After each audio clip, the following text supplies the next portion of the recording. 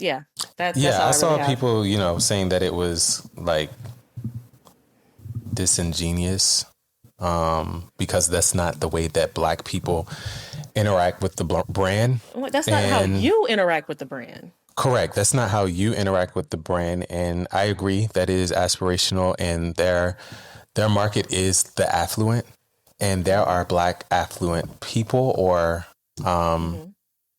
that fit within their target audience.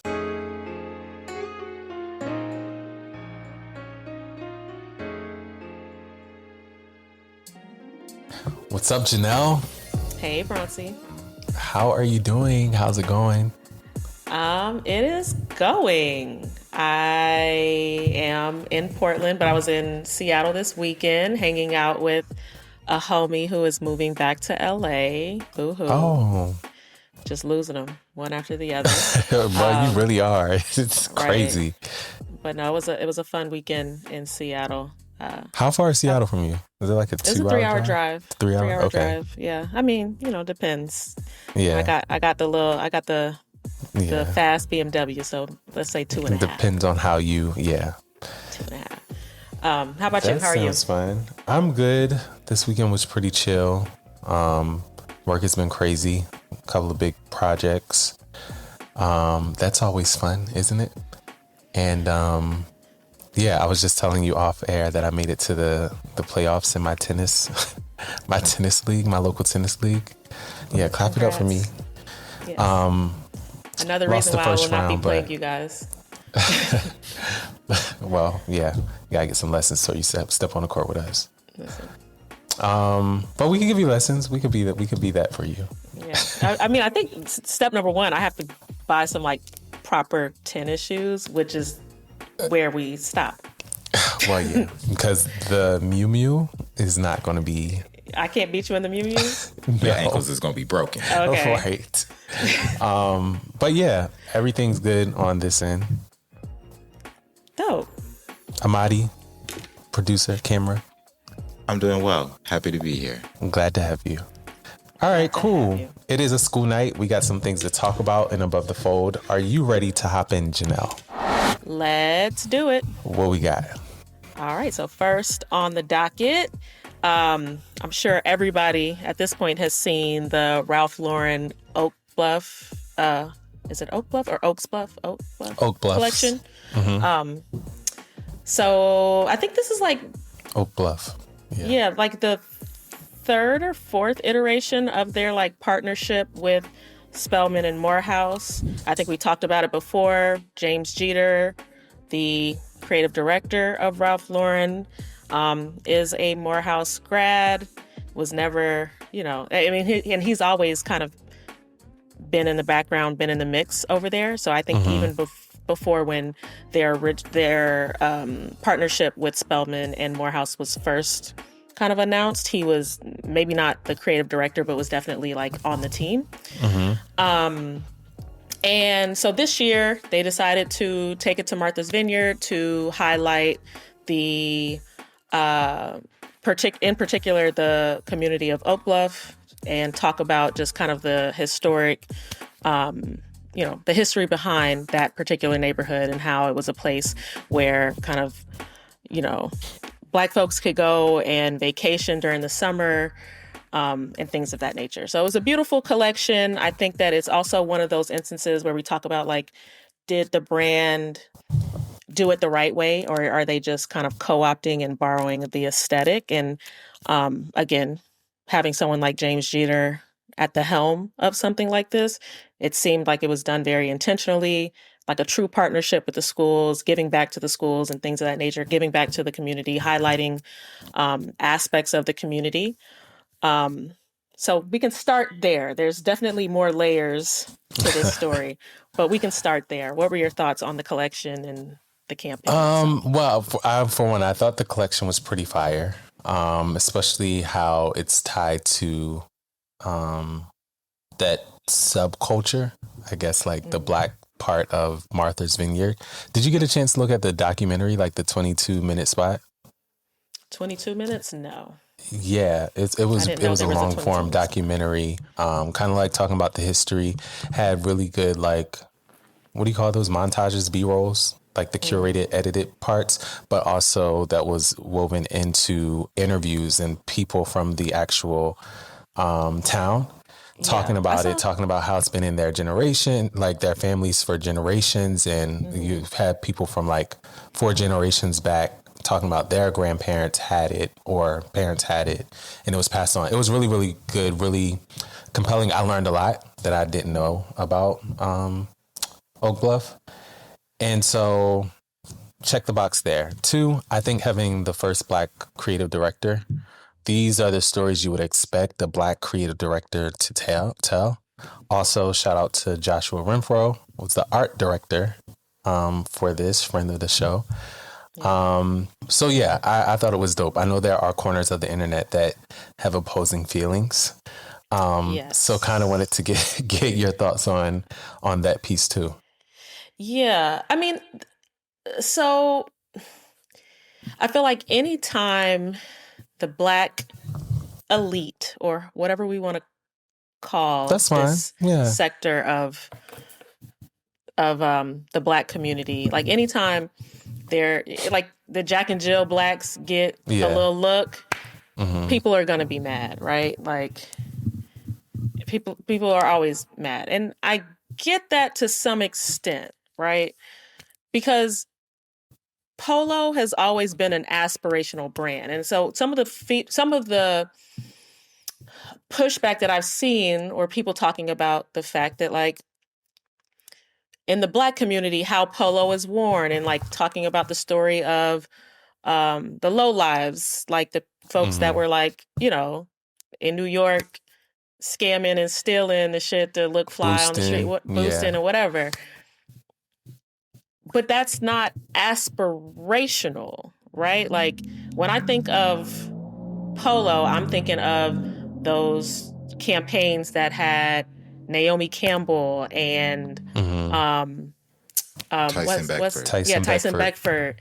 And like in none of those stories, or none of the storytelling that I've seen from the brand, is anything but aspirational. That's why folks were boosting to wear it. You feel me? Right. So it's just like, okay, those are cool stories. I just don't know that that's the story for Ralph Lauren to tell. That feels like an inauthentic story, potentially an inauthentic story for them to tell, or an off-brand story for them to tell in this particular way, in my opinion. So I just feel like it's a case where, like, anytime, like I said, the Jack and Jill folks or the folks that vacation on Martha's Vineyard are going to be like the topic, or the subjects of a big campaign like this, you have to expect that you're going to get this kind of pushback. And yes, that's the kind of pushback that we got, because sometimes those folks are annoying as shit. Like, Right. yeah, they really are. Because I even think that there were some folks that came out that were like, well, I vacation there, and nose up in the air and doing what Oh they yeah. do. See, that's what I'm saying. So Like, it makes it really easy to kind of hate on them a bit. hmm But um, yeah, that's yeah, all I I really saw have. people, saying that it was like disingenuous, because that's not the way that Black people interact with the brand. I'm like, that's not how And you interact with the brand. correct, that's not how you interact with the brand. And I agree that it is aspirational, and their market is the affluent, and there Mm-hmm. are Black affluent people, or Mm-hmm.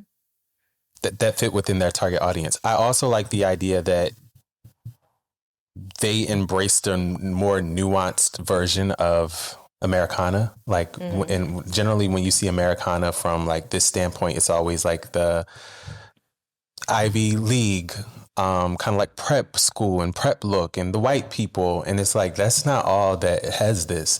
And even if you bring it forward from like the Met Gala theme this year of the dandyism, that's all Black. Would you say the same thing about that? Mm-hmm. Maybe not. So I think it's because it's a brand that is not a Black brand, is where the issue is. But I think it hit. For me, this is a hit. Yeah, I agree. I think they did it the right way. They told, to your point, a nuanced story. Um, So I give them their 10s for this, Yeah. but yeah, I'm tired of always having this conversation every time Well, something like this comes out. I think it's going to continue. I know. I say I'm tired of having this We'll still conversation, be but like tired. that's literally what birthed this fucking podcast. So Oh, exactly. What else we got? So moving right along, this past week, pgLang, the creative studio partly owned by Kendrick Lamar, announced Project 3, which is their agency, which is interesting to me because I always thought pgLang was like all of the things like in one. It was like a record label and an agency and a like whatever they wanted it to be. But it seems like they've acquired an agency, like maybe a production agency that they had worked with pretty regularly, and kind of rebranded it as Project 3 and presenting it to the world like really helmed by Dave Free, who is Kendrick's longtime collaborator. They announced Project 3 with a kind of like short film that had a phone number in it that you could call. If you called it, it just kind of reiterated what Project 3 was, and was like, if you have a project that you want to get off or are looking for us to come with a project, like leave a voicemail type thing. Oh, So, cute. yeah.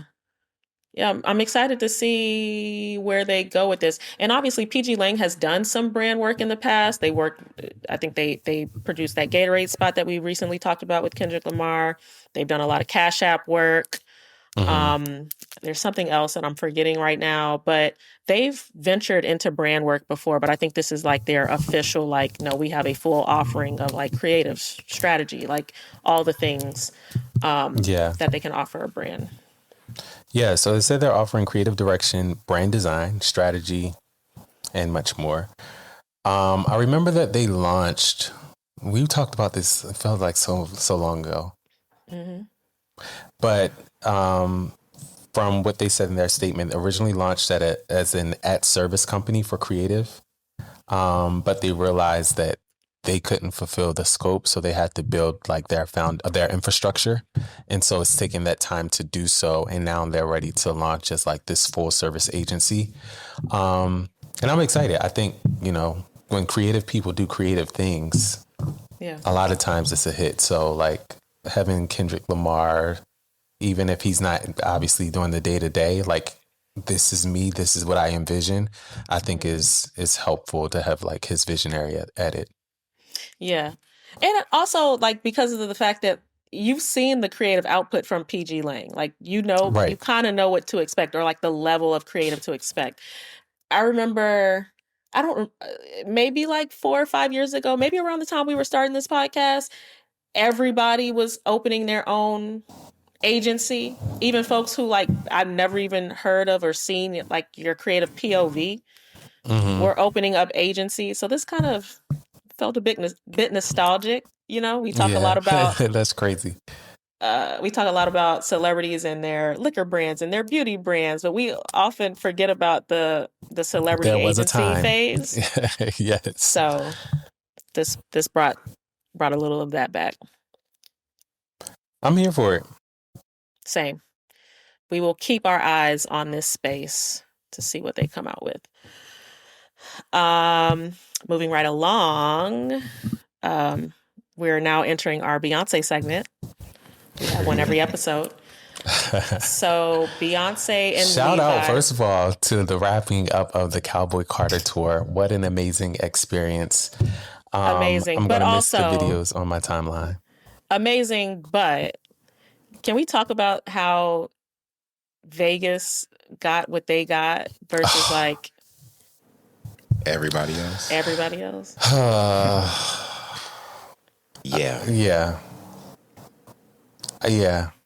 Shout out to everybody who got to see that, I guess. That's crazy. That is wild. Like, come on. Yeah. But we're mad as hell. And say that again? I said, but we're mad as hell. Yeah. Because we didn't get anything night 3 LA. I mean, other than We didn't Beyonce. get nothing either. Night We 5 greedy. in Jersey. We got Beyonce. We got Beyonce. But obviously Beyonce has a partnership with Levi's. We've seen a couple of different spots come out of that, but it seems like this is the culmination of all of the work and the partnership. Is a new collection with Levi, so actual product is finally being dropped, and the product looks really, really good. And I believe Shiona Turini definitely styled the shoot and probably had some input in the pieces themselves. I know Corey Stokes did as well. He's a part of that team. Yeah. So some Black folks behind the scenes that really get it, not just Beyonce being the face, but it seems like they were very hands-on in the creation of all of this. Mm-hmm. So yeah, I thought that was cool to see. I thought it was cool to see. This is an observation. Okay. What my dad always says, this is an observation, not a criticism, but call it what you will. So the shoot that Beyonce is in these campaign pictures, she doesn't have on not one of the pieces. And this is the denim and the looks that the people want. Why isn't this available? She got like this denim, like an actual cowboy hat. Mm-hmm. Then she has like this long denim jacket. And then she has on these tail. Yeah, right. Yeah, exactly. Then she has on, I don't know if this is a denim jumpsuit or it's like these straight fitting jeans, but they go all the way down to the floor. And I'm like, okay, where is this? Is this coming in phase 2? But I'm sure that these are the looks that people are like. This isn't what I saw on. Hold on a second. Am I tripping? The math ain't mathing. Okay,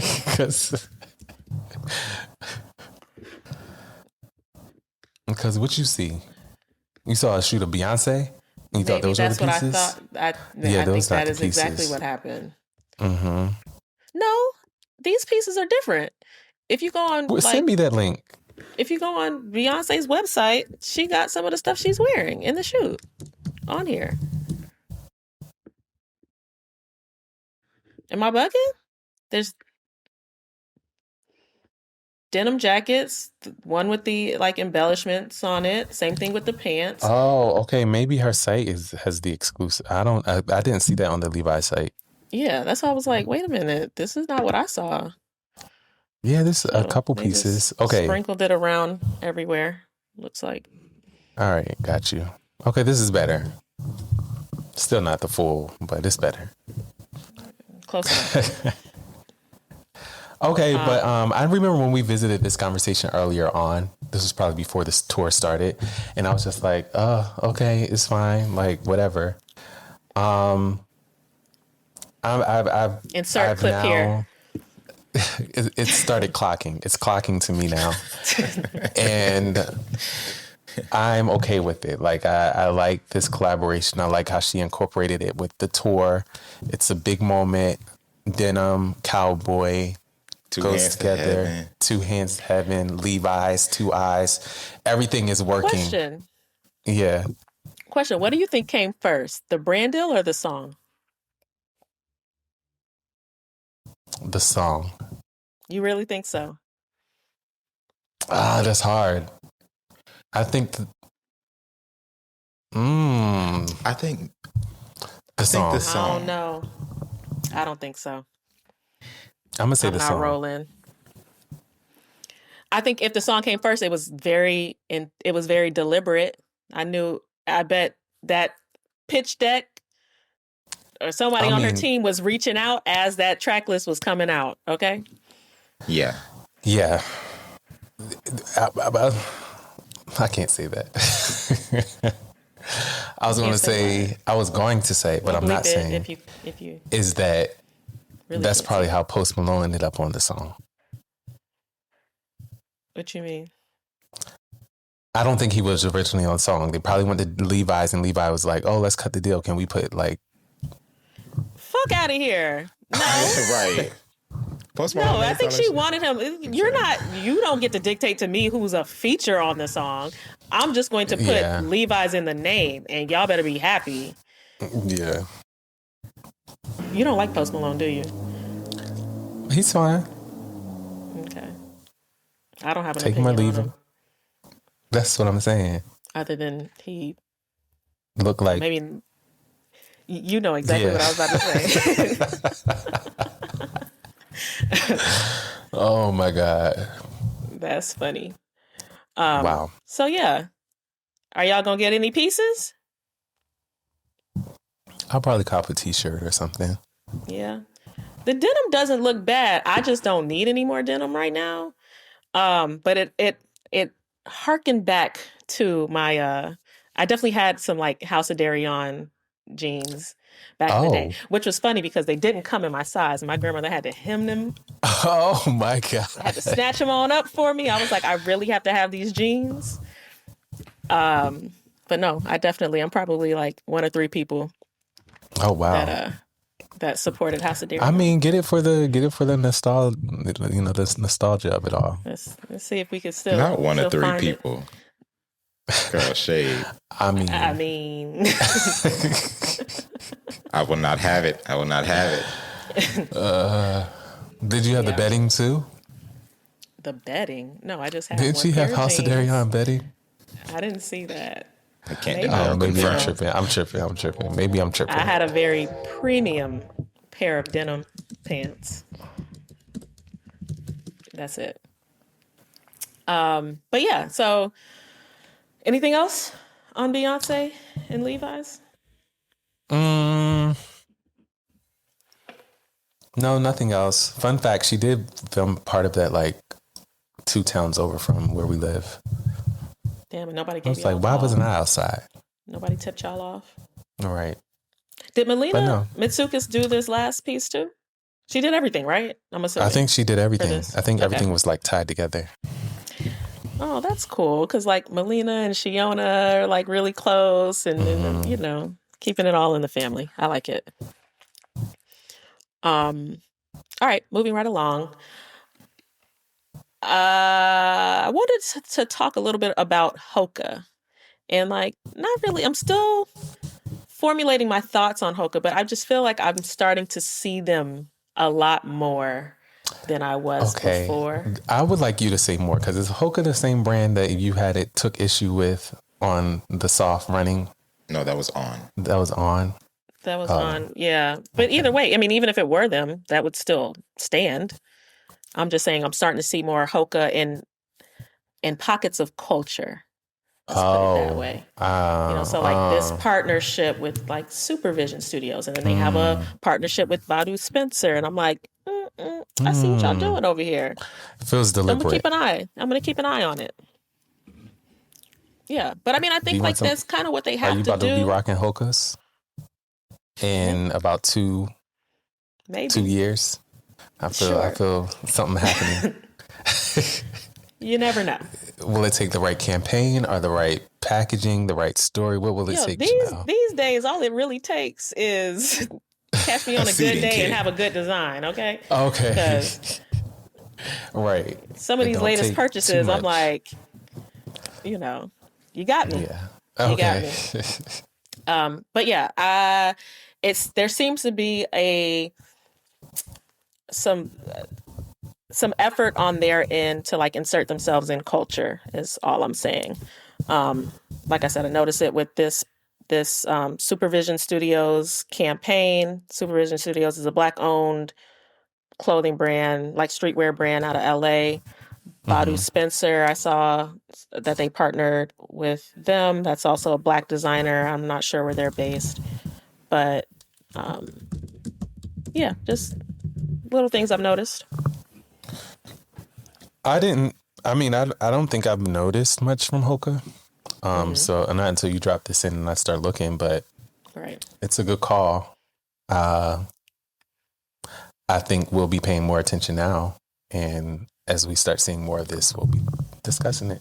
So we'll see. You do this often though. You'll call something and be like, I got my eye on that. And then over the next 6 months to a year, we talk about it like 3 times because exactly. Maybe, or it could just be we're hyper fixated on it then because we've talked about it on the podcast. But yeah, I think either way, it'll Yeah. still like hit our radar. Yeah. Well, We'll see. expect if they partner with another Black-owned brand or another like streetwear brand or something, it will definitely be on the docket, and we will talk about it. Lastly, this isn't really like a usual above the fold topic, but just something that I've been thinking about. I can't even say for a really long time, for the past couple of hours, honestly. The effect of the political climate and our current like president on the state of creativity and how creative and how risky brands out there are willing to be right now in this particular climate.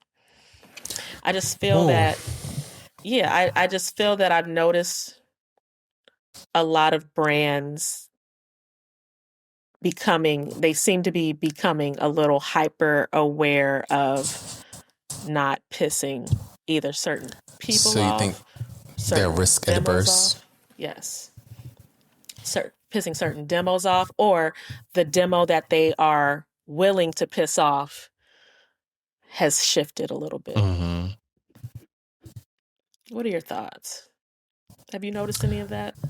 I can't say that I disagree. I mean, even if you like DE&I is a perfect example of like that. It has tentacles, like while DE&I is like in the workplace, but it also affects so many other things when it comes to creativity, marketing, advertising, storytelling from brands. So when you can't put those diverse voices in rooms or in situations or be the voice or the decision maker, then ultimately what comes out isn't going to be the saucy, swaggy push of creativity that I guess we have an appetite for. I think that's one side of it. The other side of it, I think, is that a lot of big brands are rubbing shoulders and are like polarized or political. And it's like, yeah, I don't want to piss off a certain political party. Yeah. So I think it's a good observation. Yeah. That's what I got. Thoughts still developing in this space. Were you talking We'll about be like back. specifically in marketing and advertising, or just like general creativity, arts? Just general creativity, like in the arts. I mean, obviously relating it to brands because that's what this podcast is about. But yeah, I don't know. Still thinking through how if it's really a thing, if it's just me being hyper aware of, certain conversations that are happening and things like that. But I think something I've been thinking through.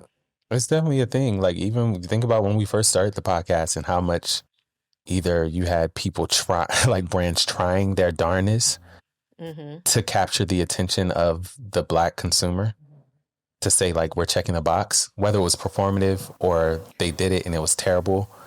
You saw a lot more. There was a lot more of a concerted effort, whether it was in the right direction or the total opposite one.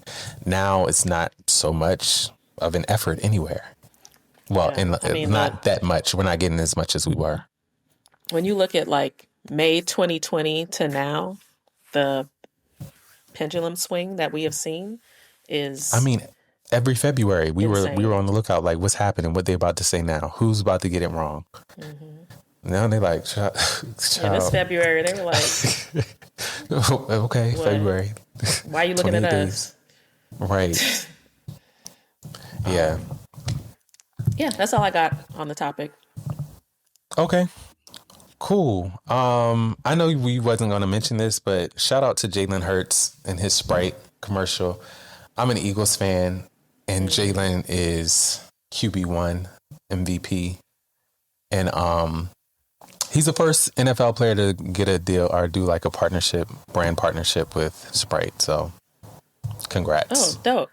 honorable mention. Yeah. And he's a black man. Shout out to Jalen Hurts. And I know some black creatives on that team that worked on that. So shout out to them too. Okay, period. Yeah. Let's go. All right. Yeah.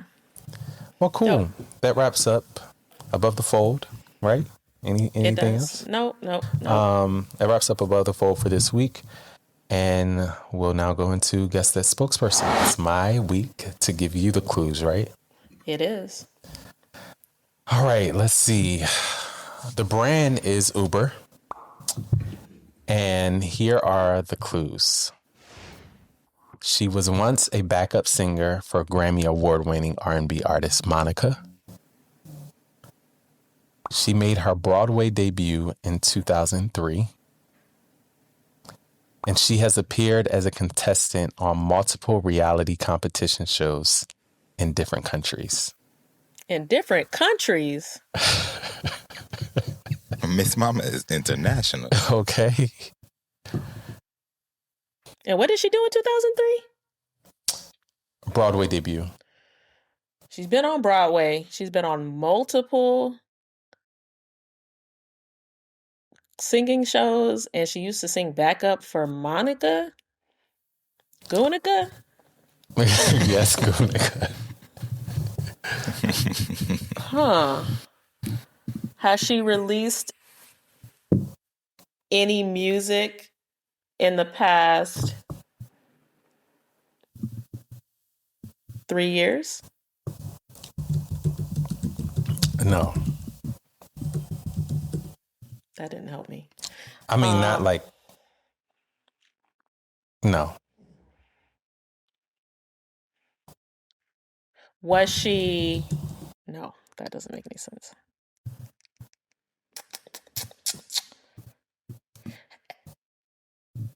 Has she appeared on multiple singing shows as a contestant?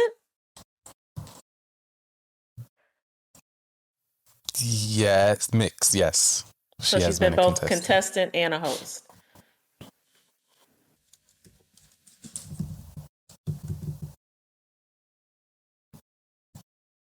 Was that a yes? Yes.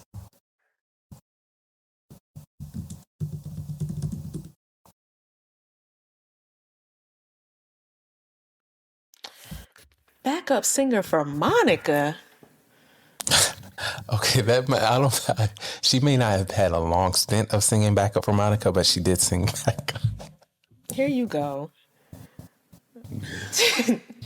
She filled in for somebody one time, and I was supposed to know who the hell you talking about.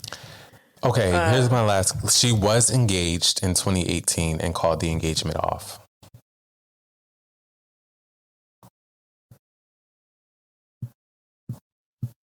Has she since gotten married? No. Damn it.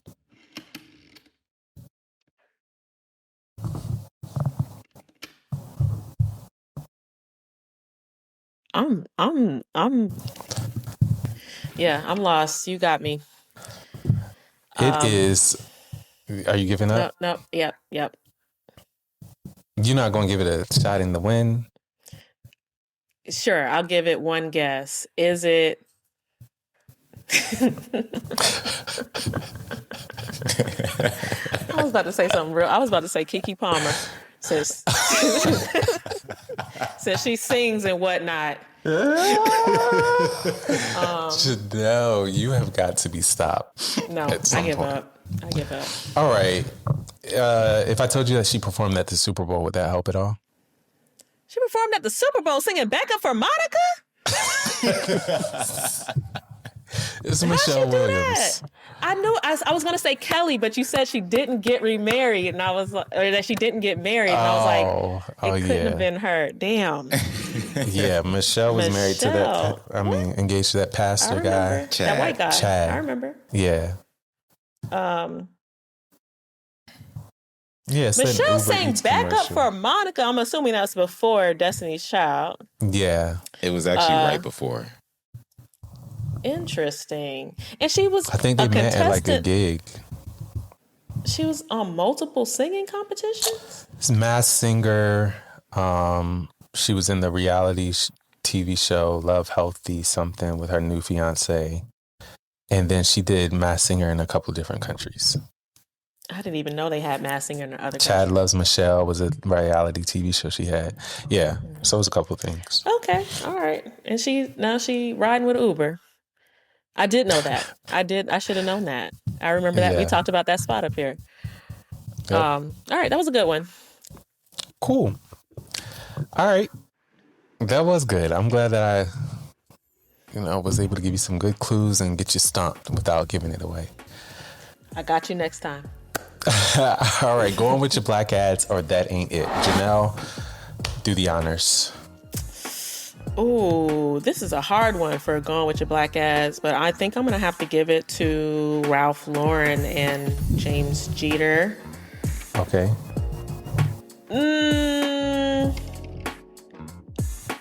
Take it back. Nope. Wait, maybe. It's a tie for me between them and the team behind Levi's Beyoncé stuff, because I fuck with that team heavy. Okay. That ain't it. I guess I'm gonna give it to whoever's caving to the current political climate. That's the only negative thing we talked about. True. Yeah. I'm going to give Going With Your Black Ads to Ralph Lauren, Oak Bluff collection, the storytelling. I think it's important for our stories, our nuanced stories, to be told. They're aspirational and inspirational. And shout out again to Josh. Yes. That ain't it. Yeah, whoever is folding to the political climate on creativity. It's hard out here, but yeah, that's the only thing that makes sense. Amadi. That ain't it. I'm a triple tap, I mean. And That sounds going nasty. with your black ads. Huh? You said triple tap. I said that sounds nasty, but continue. Yeah. And going with your black ads, Ralph Lauren as well. Shout out to the black luxury. Shout out to the black soft life. Shout out to the black beach life. Shout out to the black water life. Like, everything don't have to be concrete Legacy. jungle. Like, shout out to the legacy. Yeah. Yeah, we got to make our way. I wanna lounge with the black and bougie. That's what I'm saying. I want to be posted up on the beach. Be amongst my people. Right. What you doing next week? I know. Fly out. Listen, She said, Don't let me check tempt me. these tickets. I'm about to go on Google Flights as soon as we hang up. We'll talk offline. All right, y'all. Thank you so much for tuning in. This wraps another episode of Witcha Black Ads. Please like, subscribe, and share. Like, literally subscribe. Like, comment, let us know what you see out there. And until next time, we'll holla. Bye. Bye. That's what the fuck I'm talking about. God damn. That's what I'm talking about. It was so black ass. It was black ass.